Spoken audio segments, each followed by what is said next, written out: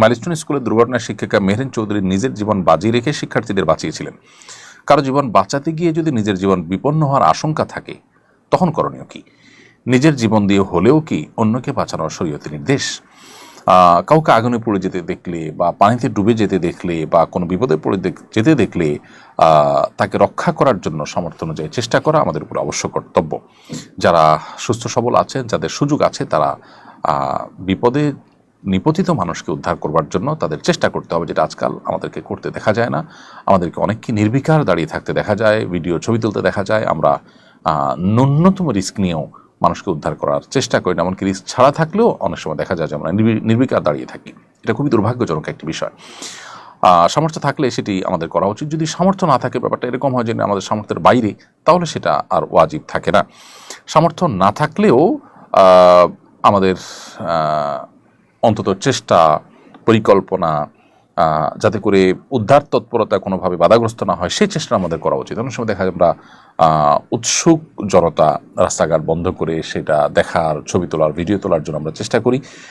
ততক্ষণে দেখা যায় যে উদ্ধারকারী টিম তারা এসে প্রবেশ করতে পারেন না এবং বাধাগ্রস্ত হন। তো সেরকমটি আমাদের করা উচিত না। অবশ্য কারোর যদি এমন হয় যে কাউকে উদ্ধার করতে গেলে নিজের জীবন ধ্বংস হবে নিশ্চিত, তাহলে সেটা কিন্তু জায়েজ নয়। আপনি কাউকে উদ্ধার করতে গেলে আপনি যদি মনে করেন যে আপনি নিজেই আপনার মৃত্যু নিশ্চিত, তাহলে সেক্ষেত্রে আপনি নিজেকে মৃত্যুর দিকে ঠেলে দিয়ে আরেকজনকে উদ্ধার করতে যাবেন, উদ্ধার তো করতে পারবেই না, বরং আপনি মৃত্যুবরণ করবেন, সেটা কিন্তু জায়েজ হবে না, যেহেতু এটা আত্মহত্যার মধ্যে পড়ে।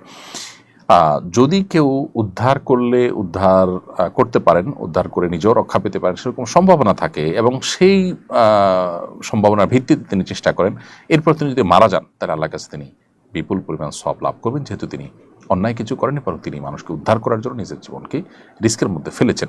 এখানে ব্যাপারটি এরকম না যে তার ধ্বংস হওয়া বা তার মৃত্যু নিশ্চিত বা তার রক্ষা পাওয়ার কোনো উপায় নেই যদি উদ্ধার করতে চান, বরং উদ্ধার করতে গিয়ে তিনি কিছুটা রিস্ক নিয়েছেন, জাস্ট এটুকু।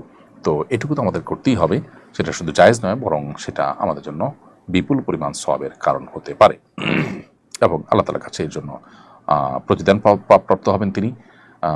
এবং পানিতে আগুনে কাউকে উদ্ধার করতে গিয়ে যদি পানিতে আগুনে ডুবে কিংবা পুড়ে মারা যায় কেউ, তাহলে সেক্ষেত্রে তিনি শাহাদাতের মর্যাদা লাভ করবেন ইনশাআল্লাহ।